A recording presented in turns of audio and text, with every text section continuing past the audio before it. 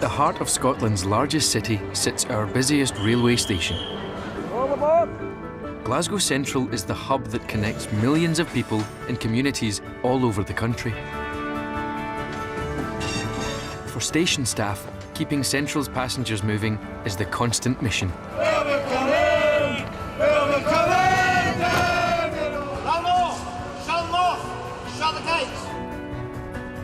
It's a scary thought to think you're managing something as big as this.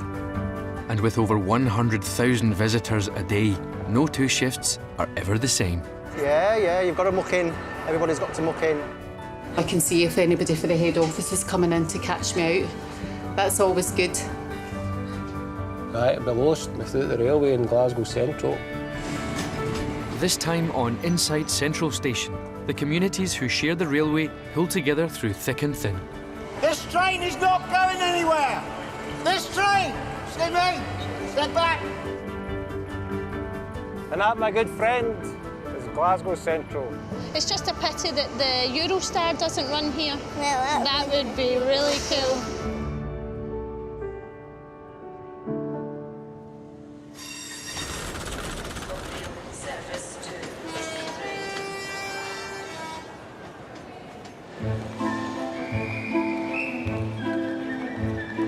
Central Station's 2 square miles of glass roof shelters a huge extended railway family.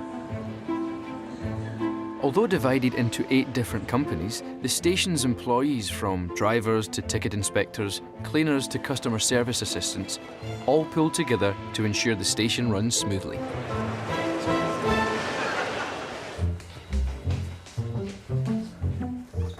I was asked today, what role are you in? And I said, I work for the railway. And just saying that myself, I feel kind of tough. There we go. Even though there's absolutely nothing tough about my job at all. Have you had a good day so far? Sorry. That's great, thank you. OK, catch you later. Bye-bye. Kirsten is a customer services assistant, but has only been here for a few months after emigrating from South Africa. And she's finding some of the work habits of her railway family a little sloppy. I'm definitely not OCD. I think I can handle mess. Alison's laugh in the background there. I'm not OCD, it's just, you know, things could be neater. I really am kidding though, it's not usually as bad as this. It's just the paperwork. How many copies of a roster do you need on one desk? Was everything all right? Yeah, it was all. And Mark, if you don't mind, I just need a signature from you as well. Yeah, and that's you. Thanks, Mark. The amount of times that you come up here just covered in dust. I think that's why I keep a little cleaning kit down here as well. I can't handle dust or dirt of any kind. Susan usually makes fun of me. Actually, a lot of them make fun of me for it. I'm always cleaning in here because I can't handle any form of dirt. Having lived on 2 continents and tried other careers, Kirsten is now settling well into railway life. I definitely feel like this is a family. I mean, I'm getting married in September and there's a full table and a half of just people from Network Rail and the railway itself. So it definitely is. They've so easily and so quickly become family. And back home we have a word for that. It's called Ubuntu. And that essentially means community and a sense of like togetherness. That's what the word means. And I've never understood what that word really meant until I started working here.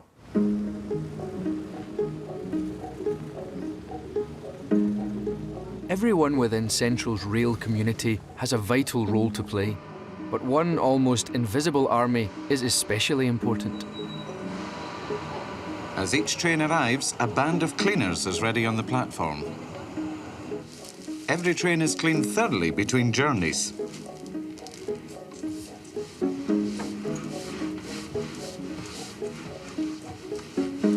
Platform 9 and 10, away from everyone. That's our office and the mess room for the staff. Davy is in charge of the station's workforce of 25 cleaners who access all areas of Central day and night. Often they are in a position to see things that other people miss. This morning we're going to give out some certificates and badges to 2 of the staff who carried out quite a good life-saving exercise. Would you like to come in? Come on. If Nicky doesn't get a red face, I'll be dead surprised. Jim and Nicola were on the platform, salting the platform to take away the ice. It was in February.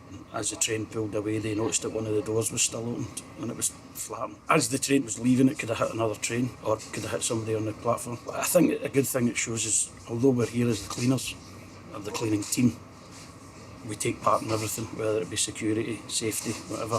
You take that on as part of your role, so we all become one team. The actual certificate and a little badge, just as a thank you. Okay. Do they get different colours as they get enough? Do you get a gold one? Do you reach up? We should do that. Yeah, ask Richard there. Do the colours Do you reach up? change? Do you get like Blue Peter badges? That's not a bad question. Susan, the station manager, oversees the operations of over 800 station staff and has been asked to make the presentation. We'd like to give you your Star Awards. We do feel you're very valuable members of the team anyway, and this just adds to, you know, what you give to us in the station. Nicola, that's for you. Thank you. And that's for you. Thanks very much. And here's your wee badge, and you should wear it with pride. We need you as part of the team, and you need to feel part of the team. And I hope, do you feel part of the team? Oh, definitely. Definitely. Oh, that's it. You're the mighty stars of Glasgow Central. Done really well. Really proud of them. Just shy. Thank you. Thanks, Nicky. See you later. A bit biased. They're a great team. They're a fabulous team. Best in Britain. Always will be.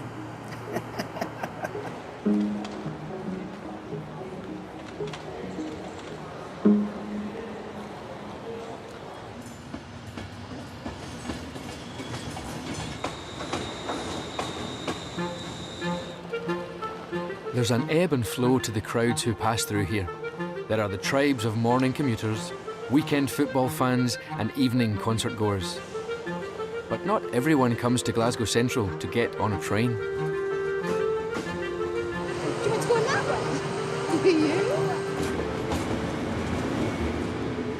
Certain environments and certain noises seem to really upset him, but for some reason all the crazy noises of the train station are just really comforting for you.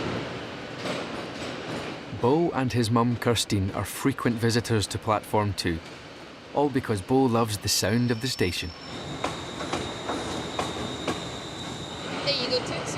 Bo and I come here maybe 2 or 3 times a week to see the trains, especially if he's having a 2.5-year-old day where things are a bit overwhelming for him. I don't know, it's almost like the noises in the train station they're encased in a pillow. Everything, there's a bit of a sort of feathery din to it. I don't know if that makes any sense. But yeah, like oh, and he likes that. You can see him. You like that noise, don't you? With regards to music, he likes music with a heavy beat and he likes rhythm. If you see boy racers going by in their cars and they stop at the traffic lights, they give Bo this wink because Bo just stands doing this.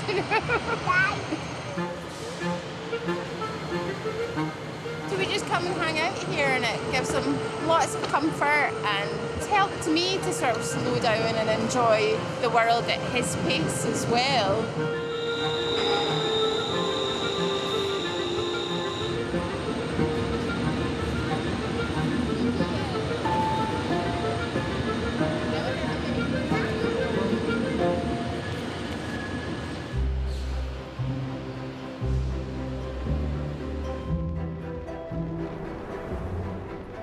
Another oasis of calm in the station is the Grand Central Hotel, where up to 400 guests sleep in rooms wrapped around the sides of the station.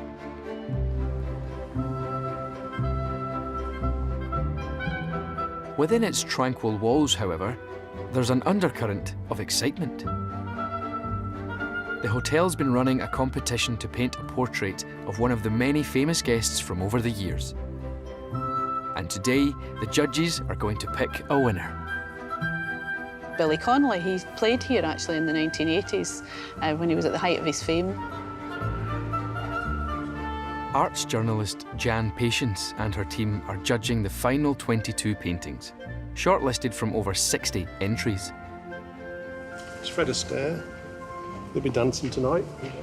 I mean, there is a range of, people that are professional artists. I can tell, I know a few of the names, and then, people who are doing it in their spare time, which is brilliant as well. So, you want the kind of emerging talent to rise.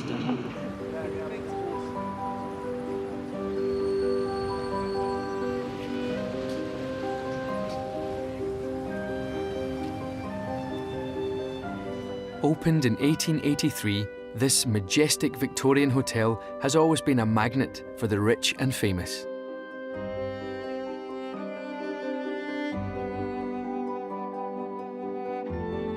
For royalty and political leaders. One such guest even has a suite named after him.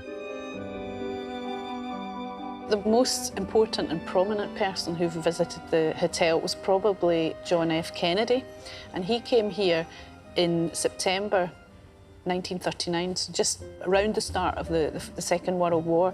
His father was an American ambassador to Britain, and a ship bound for Canada called the Athenia, which was crammed full of evacuees, many of them American, had sunk.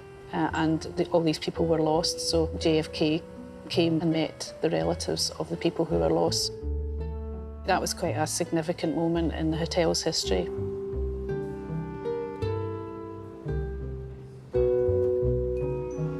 Paul, the hotel's general manager, is also on the judging panel.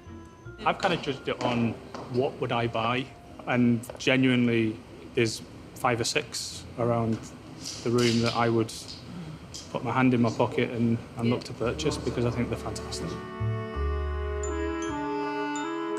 In the 1930s and 40s, the golden age of Hollywood, the hotel was a home from home for many visiting movie stars. The 40s, 50s and 60s, that was the real heyday when you got the likes of Frank Sinatra, Sammy Davis Jr., the Rat Pack, all these big names. Roy Rogers came, he had Trigger actually come into the hotel, sign the guest book, you know, and then there was lots of stunted pictures with him walking up the stairs, and there was a story went out that Trigger had his own room. I think that people in Glasgow are gallus, and they've got that reputation far and wide. So I think when the stars got off the platform on Central Station and he made their way to the hotel, there would have been tip-offs in the paper that they would be coming. So loads of people would gather and then they would follow them into the hotel. So, you know, I think it was just a major buzz.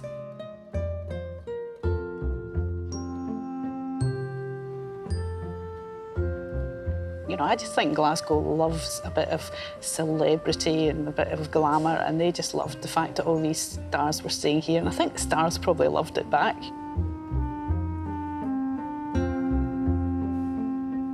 It's got swagger. Yeah, like Jagger. It's Jagger, it's not the swagger. There's one portrait in the competition which has a special significance.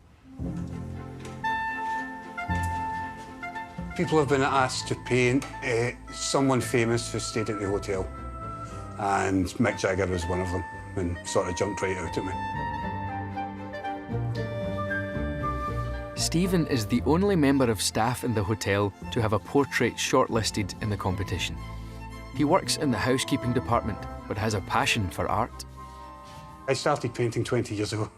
I was going out with a girl, and she said the only reason she went out with me was because I says I could paint, and she didn't believe that I could actually paint. So, and I could paint a wee bit, but I wasn't that good. So I put my heart and soul into trying to do a painting of her, a portrait of her, and it actually worked out quite good. And then from there I thought, maybe I can do this a wee bit. I wish I'd went to university for it, but that's one of the regrets of life. And tonight, get my suit on and go and see if I've won a prize, but I don't think so.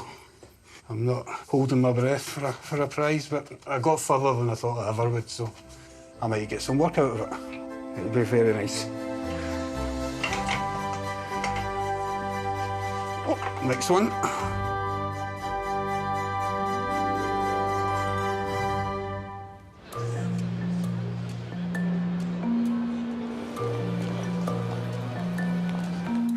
Over in the office, it's a big day for Kirsten too. She's recently applied for a big promotion to be a shift station manager, and today she's going to find out if she's been successful. Obviously, this is quite a big jump in a very short amount of time. I also have no experience in the railway itself. That in itself is probably a big jump anyway. I'm definitely excited, but I'm also obviously nervous about it. Susan, the station manager, has been impressed with her, but is it enough to get her one of the top jobs here in the station? So she shows great initiative. She's not just sitting at the front desk and being bored if there's nobody coming in or it's been quiet. She's always doing something. She cleans, she does stuff. It's all silly things, but they all mean a lot. There's probably a fine line between ambitious and crazy, but at the end of the day, if you're willing to put in the hours and you're willing to basically look at something and say, well, how can I make this better? Instead of just saying, well, this is the way it is, then yeah, you might get recognized for it. And the moment's arrived. Hi Kirsten, please find attached formal offer paperwork for the role of shift station manager. Please review your formal offer pack and reply to this email or use the voting buttons provided, confirming whether your decision is to accept, decline, or refer to resources. So I'm obviously going to select accept. If I didn't, I'd be an idiot. So just now I'm just going to write out to the team just to say well done to Kirsten. I hope you will all congratulate Kirsten and welcome her into our team. For me, I kind of feel like this is just the start of a race and I need to start warming up for it. I understand that when you're offered a promotion, that doesn't mean that's the end of it. It doesn't mean the interview is where things ended and the offer is where things ended. It just means now I need to start putting in the work and the real effort and start proving what I'm worth.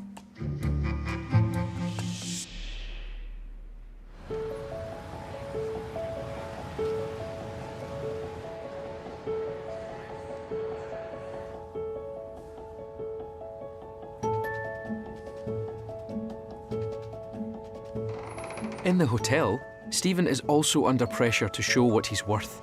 He's getting a last-minute chance to view his competitors' efforts before the evening's announcement.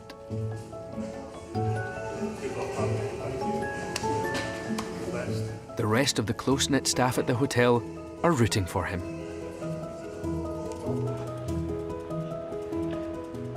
I like that. It's a beauty. I like the Willie Conley one as well. Well, that's great. Wow. Oh, they're brilliant, eh? Different class. If I was one of the judges, it wouldn't be mine. Yeah, I'd pick.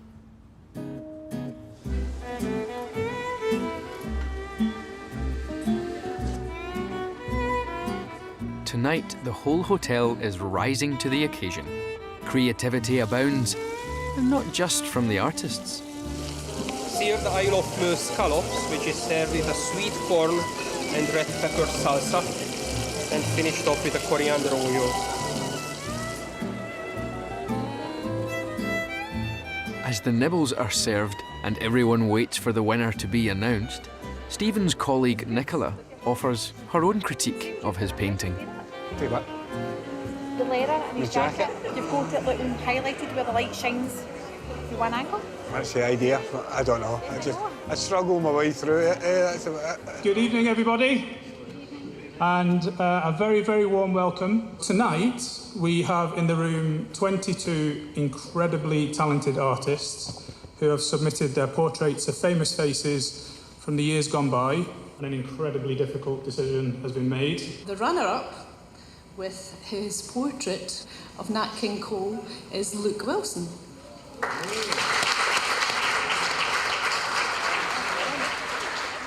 But without further ado, the winner of the Grand Central and the Herald Art Competition is Gordon Irving for his portrait here of Billy Connolly, which is I'm just standing looking at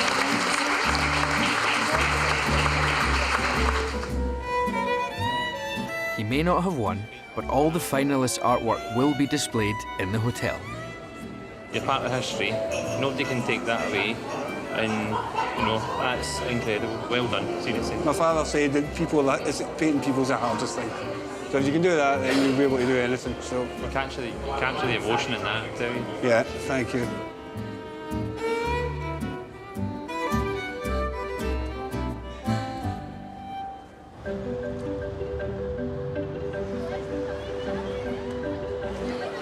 Beyond the luxurious bubble of the hotel, out in the station, everyone's feeling the effects of a Friday night out.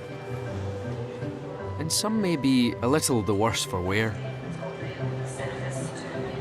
Luckily, help is on hand. Well, we're just here on a Saturday night and a Friday night as well. The Generally speaking, we're out in the city centre, Sauchiehall Street, Merchant City, and so on out till 4 o'clock in the morning. But we've started coming into Central Station as well, just to provide a bit of support here before 12:30. So just complementing what the police are doing and what the ScotRail people are doing as well. You okay, yeah?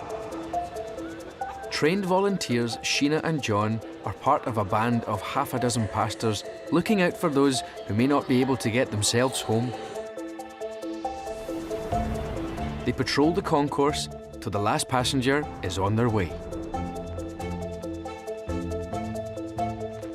If people are very, very under the influence, then they're not allowed on transport. So taxi drivers won't take them, nor probably will trains take them. So we have a safe zone, and so we would take people up to the safe zone to let them dry out, get a cup of tea, that kind of thing, maybe even have a wee sleep to dry out, and then when they are a bit more able to use transport, then we would get them onto transport to get home. Hi there. You all right? Like a drink of water? If you've got some water, we'll take it. And my friend's a wee bit worse for wear, though. Do you want to take that with you? You might want it I later think on. we'll take it. Thank you very much. Thanks. Oh, you're welcome. Try and get the water into him because that'll make a big difference. I will do. Thanks very much for that. Okay. We started doing this 10 years ago, and street passes were originally set up in Brixton really to address the issue of gun crime and gang violence in Brixton as a way of kind of providing a Christian presence in the street.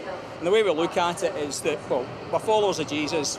Jesus didn't hang around the temple and the synagogue. You know, he got out in the countryside and the towns where people were met their immediate needs. So in our own kind of imperfect way, that's what we're trying to do, is really just to try and meet people's immediate needs as best we possibly can on a Saturday night and a Friday night. You're dying. I think you've had too much to drink. I think so too. Yeah? I think so too. Are there some gloves in there, John? Some gloves, aye.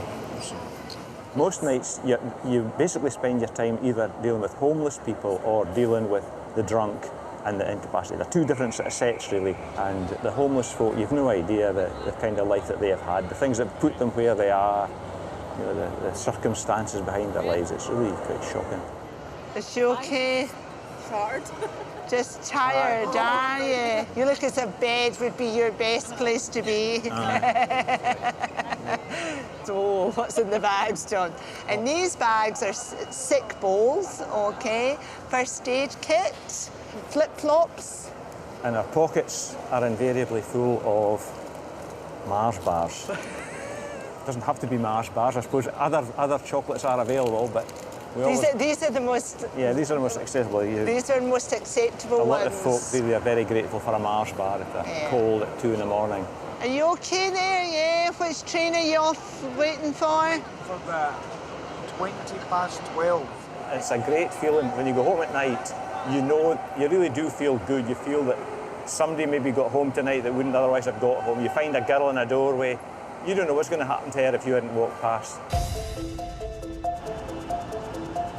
He looks as if he's come off a train and doesn't know where he's going. Maybe we should speak to him. Yeah. Where are you trying to get to? Crookston. Crookston? I don't think there's any trains.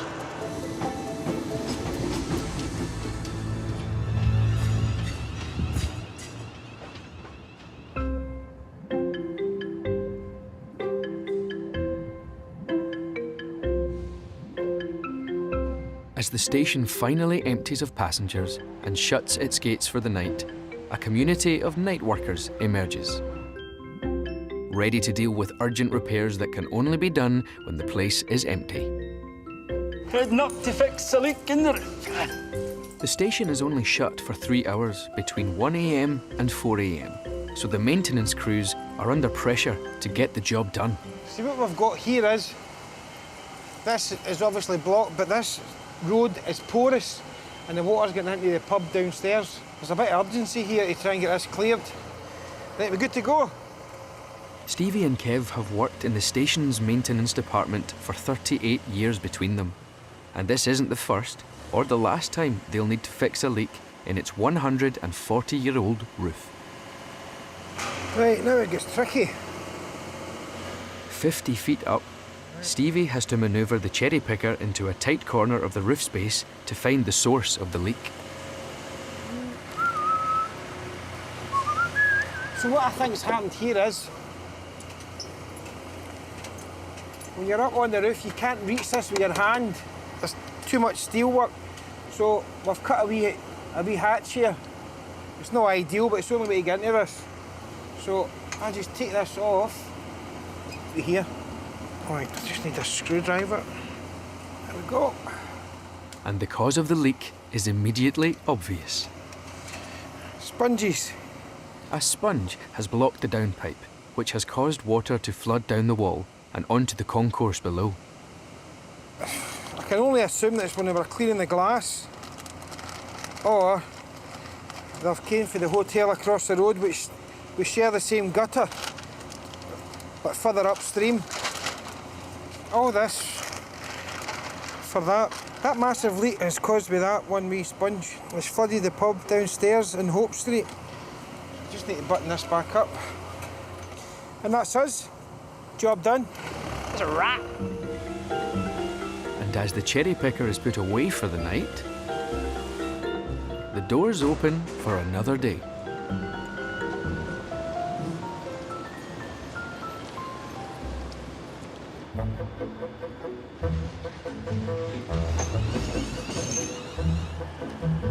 A third of a million people commute into the city of Glasgow every day. And with the average Scottish commuter travelling for an hour daily, it's best not to go it alone.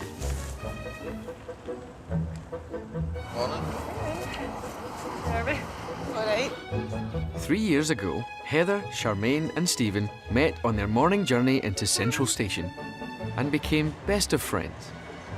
I noticed Charmaine because you were always loud on the train, so I always noticed Charmaine, always. Thanks. But in a good way.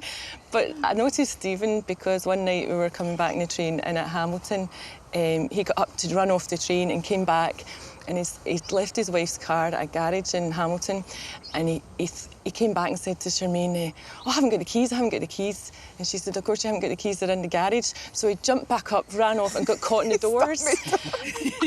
Well, without this train journey, we wouldn't have met and we wouldn't have had our friendship. And so it's really important to us. Oh, here comes the train. The friends travel from Lark Hall to Glasgow Central to work. And for 40 minutes in the morning, they catch up with each other's lives. But I think probably we know most about each other than we know about our other friends because we're always 40 minutes. 40 minutes. And it's where we celebrate each other's birthdays. Right, Stephen, go, go.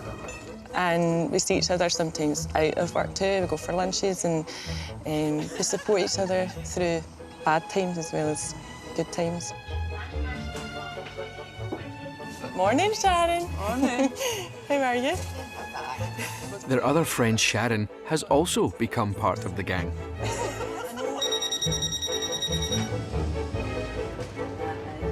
These guys were great when my dad passed away last year and it was a really hard time for me and they were just great and the first day back at work they were there with coffee for me and hugs and support. And they're all about the good times too, which they document with lots of photos. I've got them in the Train Buddies album. OK, do you want to see them all? It's all of us. Well, apart from Charmaine, you weren't on that day. Oh, that's just a card. We thought that looked like us. Stephen having a birthday? We're in the casino and we went for my birthday lunch.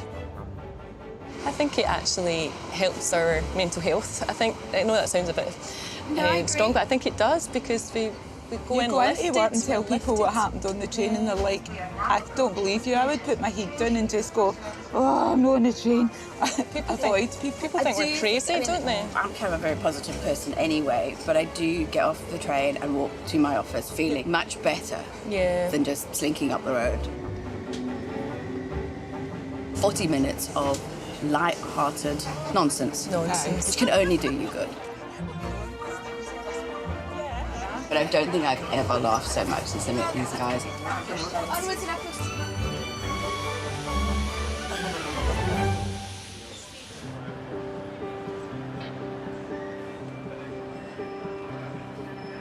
Out on the concourse, if you look carefully in amongst people's everyday journeys, there are emotional moments that are making memories and changing the course of people's lives.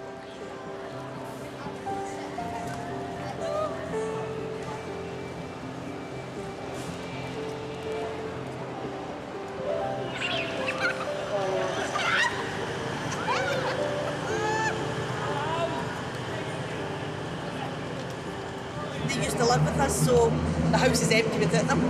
Miss them terribly. You don't miss me, it's just No, the don't kids. miss you, it's just kids. We're gathering up just at what we call the Rennie Mackintosh stand, and it looks as if maybe it's a family, it's saying their goodbyes. I'm leaving my family and my friends because I'm going to Nepal for a year to teach English. But yeah, very excited, a bit emotional, as you'd expect. It's my granny. I've got my mum, my dad, my sister, my brother, and then I've got the rest of my second family, I call them.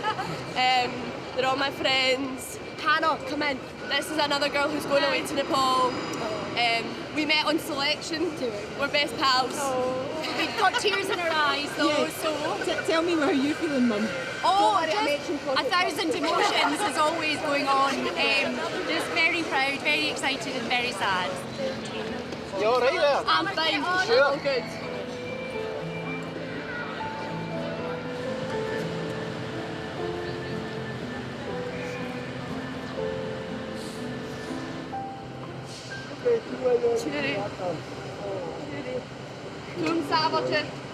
You get quite emotional, see, watching them. Obviously, the farmers, one of the lassies, her sister's very upset. It's quite upsetting to see, but what an adventure the lassies are going to have for a year away, and then they're going to have a ball.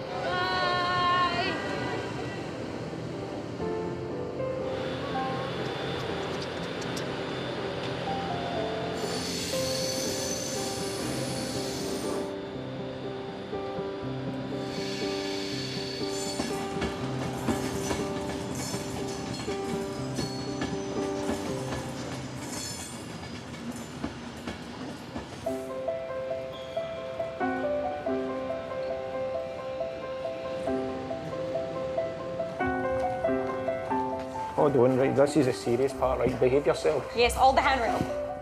Kirsten's new job means she'll have to respond to emergencies that happen anywhere in the station. And as she's only experienced the office, she'll need to get up to speed with how the rest of the place works. Kirsten hasn't been up the roof, as you know. Kirsten is going to be our shift station manager. When are you starting? I don't know. We don't know, we've not got a date yet, but Kirsten is going to be the shift station manager. Congratulations. Thank you, Drew. So we're just going to take her up to the main roof just to show the roof access, how you get up to the roof, walk along, what to look out for, etc. So we'll wait and see how we're going up there. You scared of heights? Yes. Yes. It's my biggest fear. Come on, we're doing it. It's seriously my biggest fear is heights. Drew has been a shift station manager for 25 years, and it's his job to take Kirsten under his wing. The job title at the moment, as I say, I've been a duty officer, a duty station manager, and now a shift station manager. And say 110,000 passengers come through the station each day. I like to think that I'm responsible for their health and safety and security within the station, so I've got a big responsibility. Gentlemen, thank you. Just get the hard hat on. Most important thing is make sure nothing is there, it's going to fall, everyone's tucked in, your radio's secure, no keys can fall. Everything's tucked in, yeah. Everyone's after you. Thanks, Drew. This way? This way here. This way, okay. She's away off and running. We've only got another 2 flights to go. You all right? Yeah, all good, all good.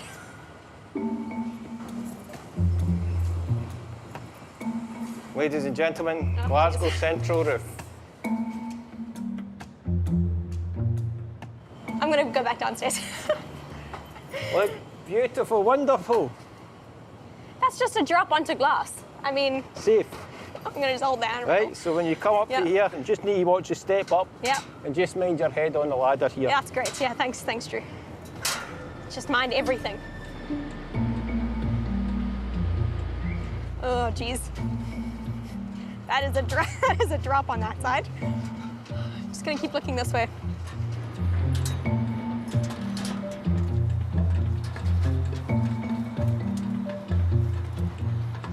And that, my good friend, is Glasgow Central. That's what they call the jungle. The main junction in and out of Glasgow Central Station. You see the lines A to H going out, so that's what tells you the route the drivers could take going out, and the way out back in, it's numbered 1 to 8.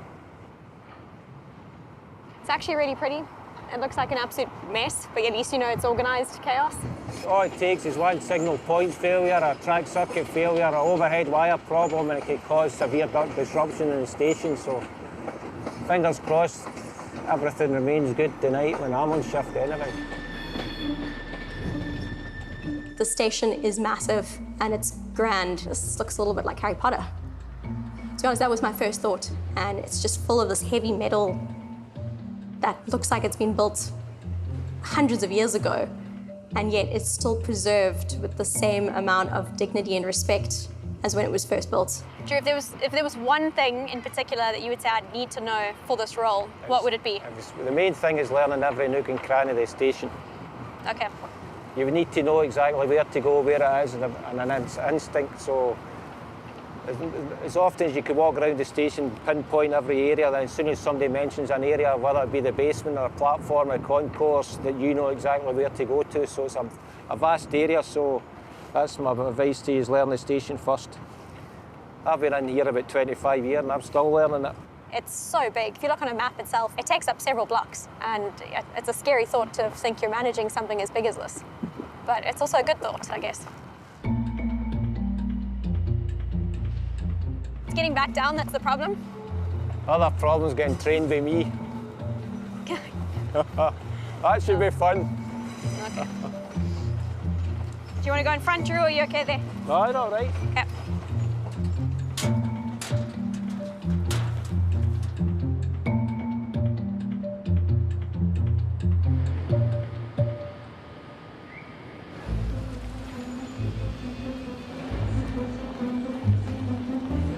It's rush hour, and passengers should be making their journeys home from work.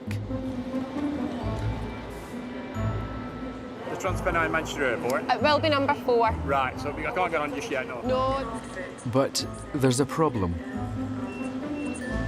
A Virgin train has broken down at a junction, which is a worst place really for us for a train to break down. When it's on a junction, it pretty much stops everything coming and going.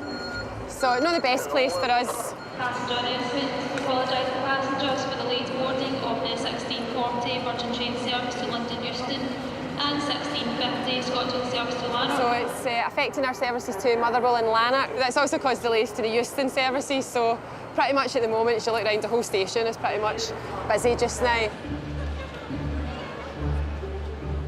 Alison and the customer service assistants must now work hard to keep travellers informed and stop things getting out of control. I know you're probably on this, but I'm getting a lot of passenger inquiries because the Euston has come off the board. The breakdown has caused a domino effect.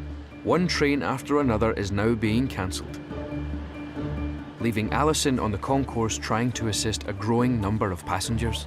1708 Manchester Airport. Can you confirm which platform it's It'll be number 4. Don't you think it'll go on time? Should do, yeah. I'm assuming it should do. I have to get a connecting train after that. Yeah. 1702, but it's running 2 minutes late. Gets you into Bellshill at 1721. It would give you 3 minutes. As rush hour reaches a peak, the station is now extremely busy, and that could cause a problem in itself. If we can't see the floor, it's dangerous. So if you can't see the floor, you can't move, people can't move, then it becomes a danger. And we would have to start looking at closing, really, and getting people out, and maybe doing a partial evacuation to get a certain part kind of clear, and then start bringing people back in. Thankfully, news comes in that the breakdown at the junction has been fixed and trains can start moving again. But the delay has had an impact. This train is not going anywhere! This train! Excuse me! Step back! It's not going anywhere! A difficult decision has been made to send one delayed Lanark train away empty. doubling up the passengers on the next train. 1650 lads, now confirmed, cancelled. It's going to have to go run out empty. So the 1720 is now going to be the next black service. Which is disastrous, because now we've got 2 train loads on 1 train, which is not great at this time of the day. The decision may not make sense to travellers, but it's designed to minimise further disruption. If I run the 2 together out there, they're just going to hold each other up. So you've got 2 trains going out. So one stops at a station, and you've got the other one that's got to wait. That clears, that goes in, clears, that goes in. So if I send this one out empties, it just goes straight to its destination, and the one behind it can just do its stops on time or make up time. So it's a case of having to clear it, because if I don't clear it now, I'll have this problem the next hour, the hour afterwards. Step in, please. The train's going to move.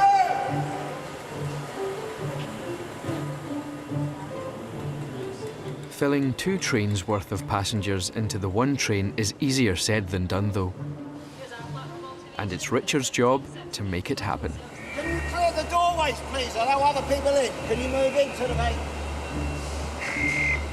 I've got the same amount of people for 12 carriages into 6. So that was 6 car that took the other 6 car as well. Close grease. Everybody gets to know each other.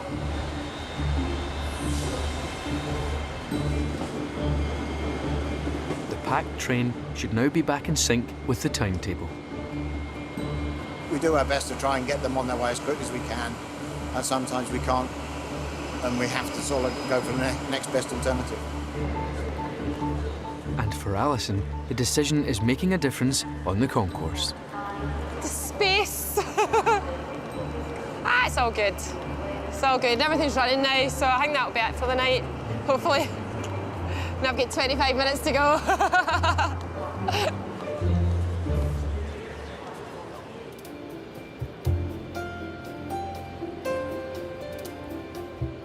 Whilst train breakdowns can cause havoc, luckily, they don't happen very often. Many of Central Station's fleet are kept in shape by an engineer who's spent half a century learning every nut and bolt of how they work. I started back in the railway in August 1969, the swinging 60s as it was known. I saw this sign in Glasgow Central Station at the buffet. Part-time, full-time staff wanted to apply within, so that's what I did, applied within, and 2 days later I was working for the railway. Davy has just celebrated 50 years working on the railway. He's one of their longest-serving staff. His life with the railway began when he was just 15, and all he ever wanted was to work with trains. I always liked model railways, and I've always had one. I got my first model railway in Christmas 1959, and it kind of stuck with me. In fact, I ran away from home when I was 3, believe it or not, and they found me sitting at Glasgow Pride station. So it must be in my blood.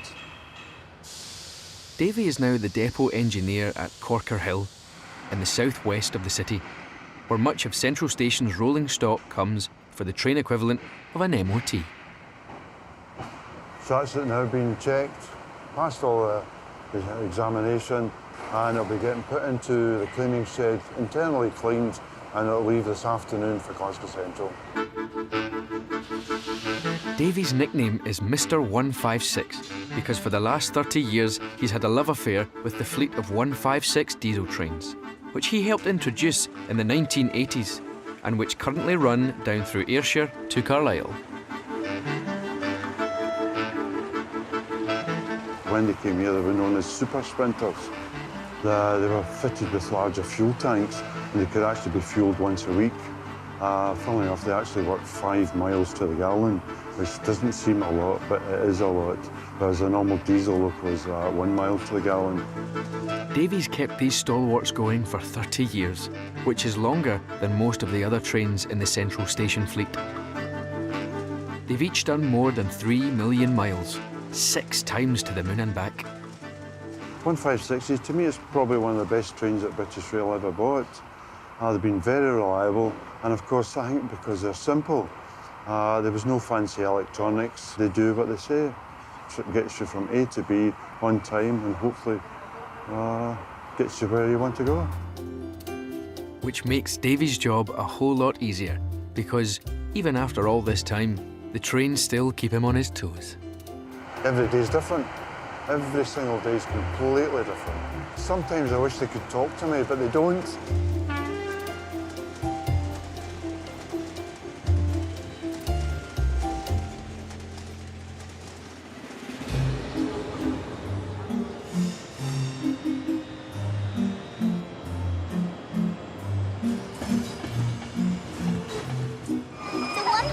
It should go up to 15 at the top. As any train enthusiast worth their salt will tell you, the very end of platform 15 is the best vantage point for spotting trains. The engine driver is still the hero of our boyhood. We can't ride with him on the footplate, but we can collect engine numbers. That makes us feel a part of the romantic atmosphere. Oh, look, Mum, there's a commute train. Hi. Hi. Are we OK to come through? Aye, certainly. Thank you. Central Station has always welcomed its community of train enthusiasts. Oh, look, platform 15. Oh, right, we'll quickly write it. 8-year-old Caden is one of the station's youngest. Right, it's going to Largs. 108. In the decade after World War II, there were 250,000 registered train spotters. But now, enthusiasts like Caden are a little less common. Here comes one. I think it's Cathcart Circle. Might be.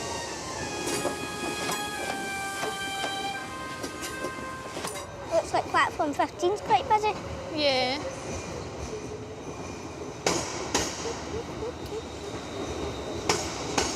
Yeah, I come here once a month. What do you like?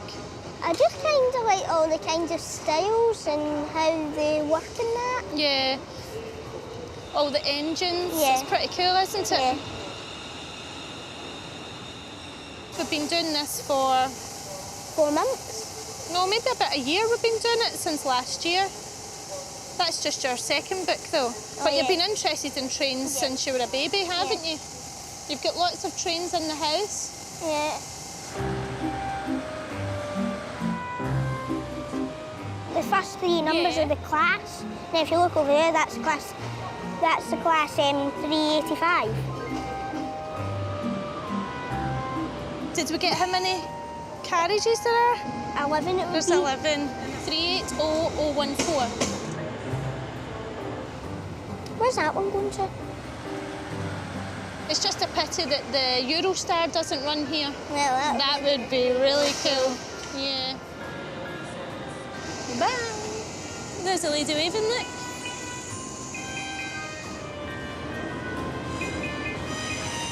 What do you want to do when you're bigger? Train driver. Be a train driver? Yeah. I think the 2 trains that I could handle, because sometimes it's mostly there's a train that goes Glasgow Central to Crewe and Glasgow Central to Preston. Maybe I could handle that, because that's like an hour, like sometimes like 2.5 hours. Yeah, because you need amazing concentration. Yeah, you need to stare at something for ages. Until someone puts chocolate in your way.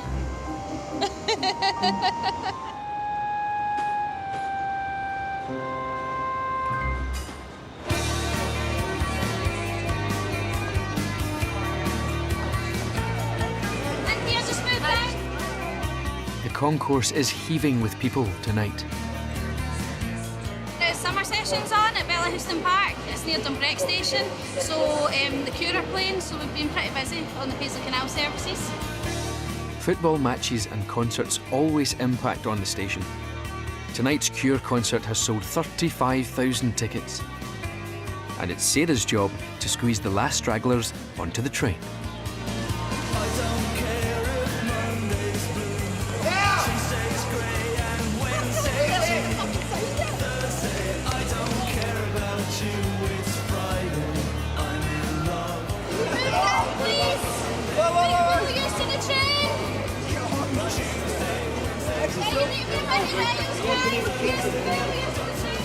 Okay,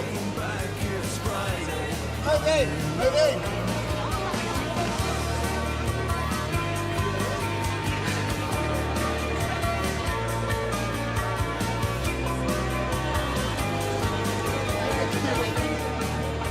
That was 370 we got on that one. That's our best for tonight anyway. We'll be busy later on when they all come back. Maybe about 11 o'clock onwards we'll be busy, but it's just a usual Friday night anyway for us. We'll be here to the bitter end, so... I like the Cure, I do like the Cure, but I'm at work, so I'm missing them, so I'm jealous, not jealous of the weather, but I'm jealous that they're all going to see them.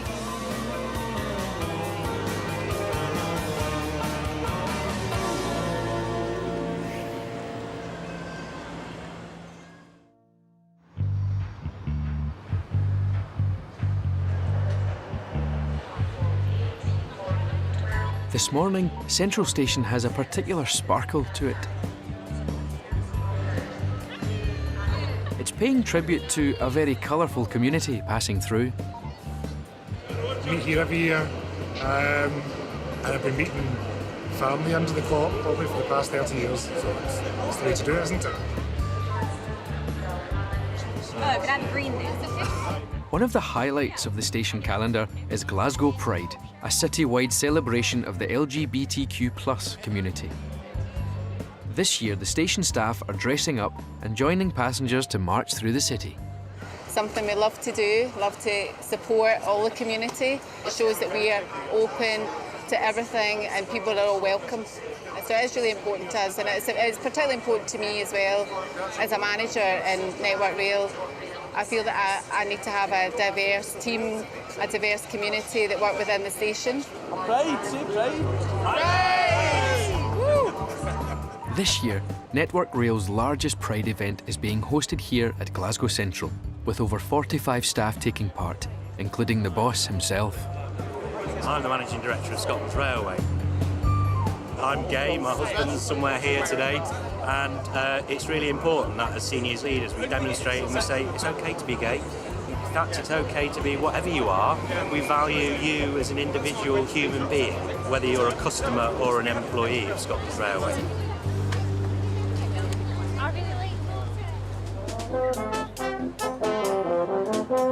It's a novelty for Kirsten, who didn't feel able to celebrate Pride when she lived in South Africa. A lot more comfortable being in Glasgow than I am back home. I can go out and I can tell people, hey, look, I'm gay, and it's still safe to do that. There's like a massive part of my life I don't have to conceal, which is quite comforting. It also just means it's a good thing for me to know that they're okay with who I am as well. I remember when I'd gone up for the interview into the office, one of the first things I had seen was a rainbow flag on the desk. And that to me was almost just an immediate relief to know, like, all right, this is a company that's so accepting of it that even when you walk in the door, that's one of the first things that they're so happy to proudly show to you.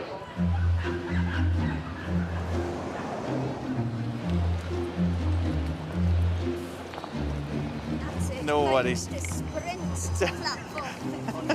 Unfortunately, not everybody gets to take part in the Pride Parade. Okay, so we're just round to platform 15 for the Gurek train. Aaron is the station's diversity and inclusion champion, but has drawn the short straw and is on shift today. Wasn't able to get it swapped, wasn't able to not be in charge of mobility, so yeah, so I'm rushing about doing this, and I'd love to be able to watch the parade or even be involved in it, but there you are. Them's the breaks. There's a sort of perception of the railway as quite an old boys club kind of thing, but it's not that way at all. Everyone's really respectful of other people, which I think is kind of key. Cheerio. So there's a huge Pride flag just on one of the buildings, just over there, just within our view, which is lovely. I think sort of growing up through the kind of 80s and 90s and stuff, seeing where we are now, it means a heck of a lot to me. It's, yeah. It's wonderful that, for instance, that is there, and it's wonderful that people are talking about Pride as kind of a normal activity. They're congregating first on Clyde Street, just over the water, and then they'll be coming down round here, right past the station, which is great. And this year, Susan's planned something to make the trip round the city a bit more special. So so we've done a little bit of investment, said let's do it a bit bigger, better. So that's what we're doing this year, a little bit of a change for us. Not only have they got a float for the first time, but it's been given the honour of leading the parade.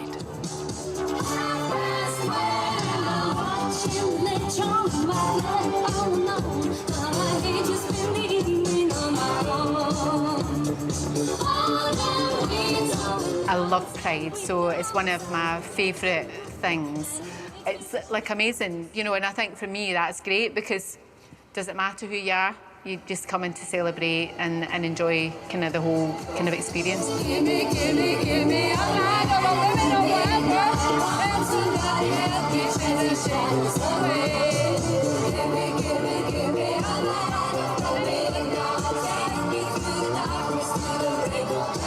End of Pride, my cheeks actually hurt from the amount of smiling I was doing.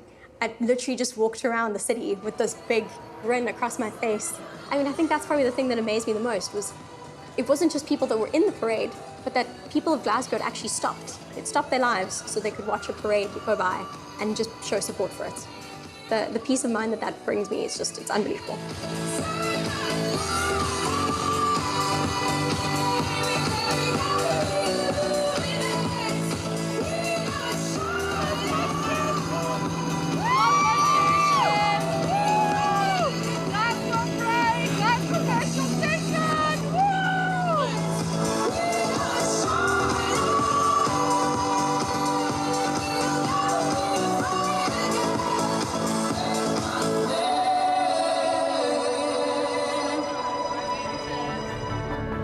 Next time on Inside Central Station. Driver! Driver! For any Haymarket or Edinburgh passengers to use Queen Street, please. A train's developed a fault and it's blocking 4 lines. We still can't get the lights to work, but we've got it ticking. It means a lot to Glasgow, the Central Station. It's just been there all our life. Are you happy enough to start? No.